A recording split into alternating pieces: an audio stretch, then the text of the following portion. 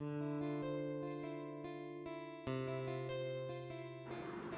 Friend, જય શ્રી કૃષ્ણ. ગીતાસ કુકિંગમાં તમારું સ્વાગત છે. તો આજે આપણે કાઠિયાવાડી સરસ મજાના પાઉં બટેટા કરવાના છે. તો એના માટે છે ને મેં બટેટા લીધા છે. તો આ બટેટા કાચા છે, તો આને આપણે કુકરમાં એડ કરીને સરસ બાફી લઈશું. અને જો મારી ચેનલમાં હજી સબસ્ક્રાઈબ ન કરવું હોય તો સબસ્ક્રાઈબ જરૂરથી કરી લેજો.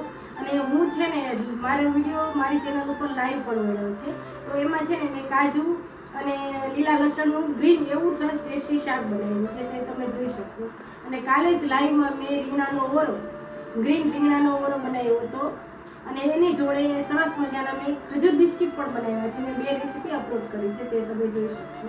તો આજે આપણે સરસ મજાના પાવ બટેટા બનાવવાના છે. તો આમ આપણે કોઈ ગરમ મસાલાનો ઉપયોગ નહીં કરીએ આપણે, અને એકદમ ટેસ્ટી એવું સરસ મજાનું બનાવશું. તો લસણ ડુંગળીનો પણ ઉપયોગ નથી કરવાનો, ટમેટાનો નહીં, તો પણ આપણું એકદમ સરસ ટેસ્ટી બનશે. તો આગળ રેસીપી તમે જોતા રહેજો.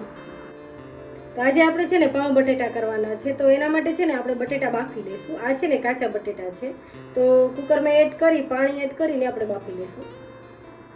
આપણે છે ને કુકરમાં સરસ મજાના બટેટા બાફી લીધા છે. તો હવે આ જ બટેટાનું આપણે સરસ મજાનું શાક બનાવીશું. તો સૌથી પહેલાં એના માટે આપણે લીલા મરચાંને છે ને ક્રશ કરવાના છે. તો 3 લીલા મરચાં ટુકડા કરી નાખ્યા તેને એડ કરી દઈશું. અને આમાં છે ને અત્યારે ભરપૂર પ્રમાણમાં કોથમીર આવે છે, તો લીલી છમ જે કોથમીર હોય ને એ જ લેવાની આપણે. તો 1 પાઉચ જેટલી આપણે લીલી કોથમીર લીધી છે. તો આને થોડું પાણી એડ કરીને આપણે મિક્સર જારમાં પીસી લઈશું.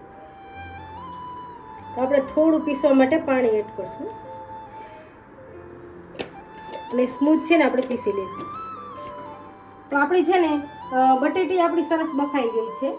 અને જોડે જોડે આપણે જે ગ્રેવી કરી હતી, જે કોથમીર અને લીલા મરચાંની આપણે ગ્રેવી કરી છે, તે પણ તૈયાર છે.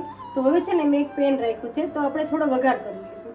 તો વઘાર કરવા માટે આપણે તેલનો ઉપયોગ કરશું. તો આમાં છે ને હંમેશા કાઠિયાવાડી રેસીપી બનાવી તો સિંગ તેલનો જ ઉપયોગ કરવાનો. તો એના માટે છે ને 2 ચમચા જેટલું મેં સિંગ તેલ લીધું છે. અને તેલ આપણું સરસ ગરમ થાય એટલે તરત જ આપણે થોડું આપણે જીરું એડ કરશું વઘારમાં.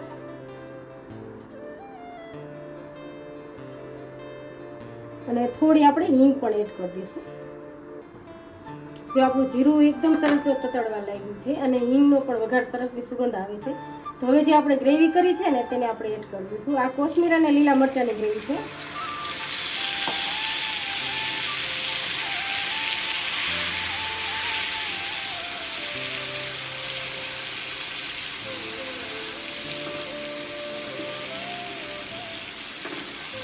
આ બટેટાની ગ્રેવીવાળા બટેટા કરશું ને એ પાઉં જોડે ખાવાની બહુ મજા આવે, એકદમ ટેસ્ટી આવે, સરસ લાગે છે. તો આજે આપણે એકદમ ગ્રેવીવાળા કાઠિયાવાડી બટેટાની રેસીપી લઈને આવ્યા છીએ. તો આપણે આમાં ડુંગળી, લસણ કે ટમેટા કાંઈ પણ ઉપયોગ નહીં કરી તો પણ એકદમ સરસ આપણી ટેસ્ટી રેસીપી બનશે. જો આપણે છે ને સરસ સાતરવા દઈશું 1 મિનિટ સુધી આ રીતે.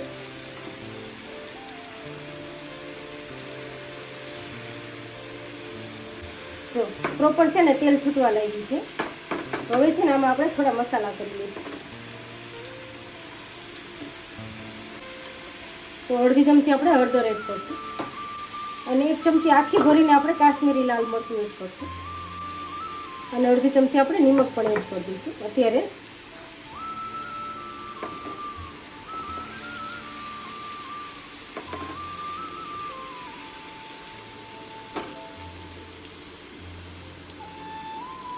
અને આપણે આ ગ્રેવીવાળો જગ છે ને એમાં આપણે થોડું પાણી એડ કરશું અને પ્રોપર છે ને બધી બાજુથી આપણે ગ્રેવી લઈ લઈશું અને ગ્રેવીમાં પાણી એડ કરી દઈશું આ રીતે.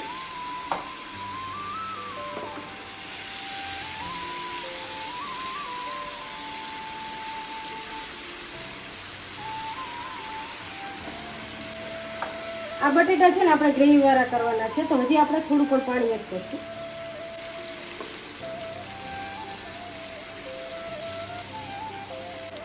ને આપણી ગ્રેવી છે ને ઘાટી થાય એના માટે આપણે ધાણા જીરું પાવડર પણ 1 ચમચી આખી એડ કરશું. તો આ છે ને આપણે ગ્રેવી એકદમ સાદા અને સહેલા ઘરના બેઝિક સામાનથી જ આપણે બનાવીશું. તો આ બટેટા લીધા છે, તો એ બટેટામાંથી આપણે 2 બટેટાનો છે ને છૂંદો કરીને જ એડ કરશું, એટલે ઘાટી ગ્રેવી થાય આપણી.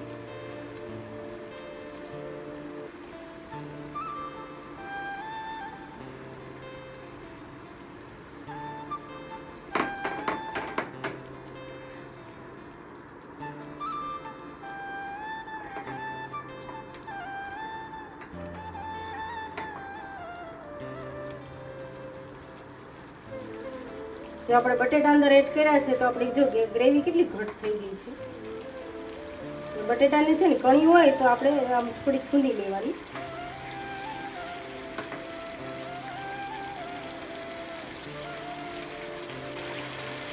હવે છે ને બટેટા પણ આપણે જોડે એડ કરવું.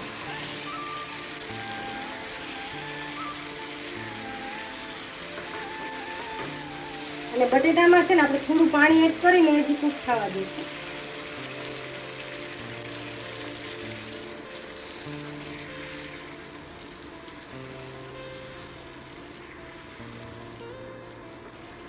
તો 1 મિનિટ છે ને આપણે ઢાંકીને ચડવા દઈશું આ રીતે. તો આપણે છે ને 1 મિનિટ સુધી ચડવા દીધું હતું. જો તમે જોઈ શકશો તેલ પણ છૂટી ગયું છે. એકદમ સરસ આપણું શાક તૈયાર છે.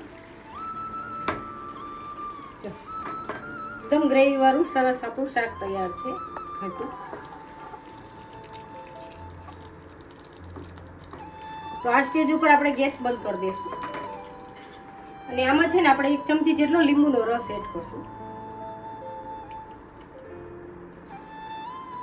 તો આપણે આમાં ગરપણ નહીં એડ કરવાનું, લીંબુનો રસ જ આપણે એડ કરવાનો. એટલે ટેસ્ટી એટલું સરસ લાગશે. થોડું આપણે મિક્સ કરી લઈશું. લીંબુ એડ કર્યું છે એટલે 1 મિનિટ આ રીતે મિક્સ કરી લઈશું. અને કોઈ પણ શાક છે ને કોથમીર વગર અધૂરું છે, તો આપણે થોડી કોથમીર એડ કરશું ઉપરથી. તો તમે જોયું ને એકદમ સરસ આપણું ગ્રેવી વાળા બટેટા તૈયાર છે. તો આ બટેટા છે ને પાવની જોડે ખાવાના છે. તો કેવી રીતે સર્વ કરવા તે પણ હું તમને બતાવીશ. તો આપણું શાક છે ને તૈયાર છે. તો આપણે એક બાઉલમાં કાઢી લઈશું પહેલા તો.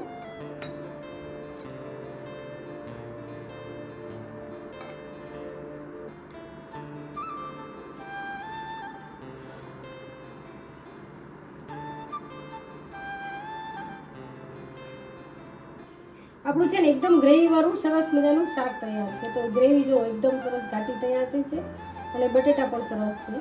તો આપણે કેવી રીતે ખાવા તે પણ હું જણાવું. તો આપણે પાઉં છે ને એને આ કટ કરીને રાખ્યું છે. તો પાઉંમાં કાંઈ લગાવવાનું નથી. આપણે છે ને પહેલાં છે ને ગ્રેવી લગાવીશું આ રીતે અહીંયા નીચે. અને ઉપર પણ આપણે 1 ચમચી ગ્રેવી લગાવીશું. જે તમારે સ્પાઇસી તીખું કરવું હોય તો પણ કરી શકાય. અને આપણે છે ને એક બટેટું લેવાનું.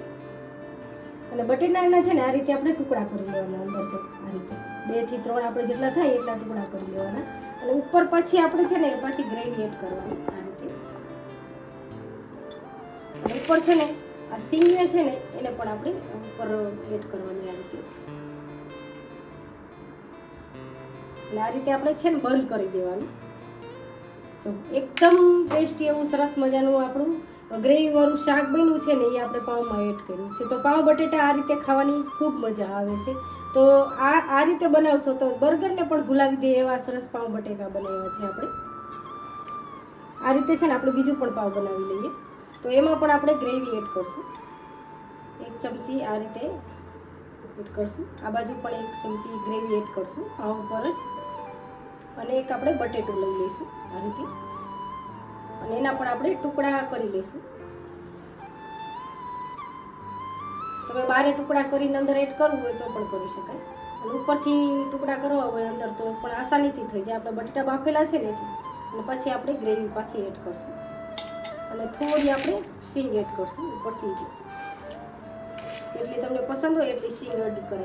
અને ડુંગળી કરવી હોય, સેવ કરવી હોય તો પણ તમે એડ કરી શકો. અને આ રીતે આપણે પેક કરી દેવાનું. તો ગરમા ગરમ પાઉં બટેટા આ રીતે ખાવાના એટલા મજા આવે ને, ટેસ્ટી સરસ લાગે છે. તો આ રીતે તમે જરૂરથી એકવાર બનાવજો.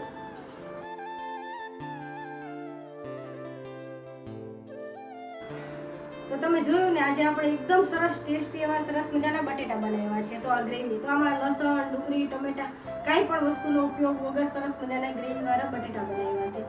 તો આ બટેટા પાઉંની જોડે અંદર ભરી સ્ટફિંગ ભરીને સરસ લાગે છે. તો તમને હું બતાવું તે પણ. આપણે સરસ મજાના જો પાઉંમાં ભરી અને આપણે સરસ મજાના બટેટા બનાવ્યા છે. તો આ જ રીતે તમે પણ એકવાર જરૂરથી બનાવજો. જો મારી આ પાઉં બટેટાની રેસીપી ગમે તો લાઈક, શેર અને સબસ્ક્રાઈબ જરૂરથી કરજો. અને કમેન્ટ કરીને તો ખાસ કહેજો કે મારી રેસીપી તમને કેવી લાગે છે. Thank you.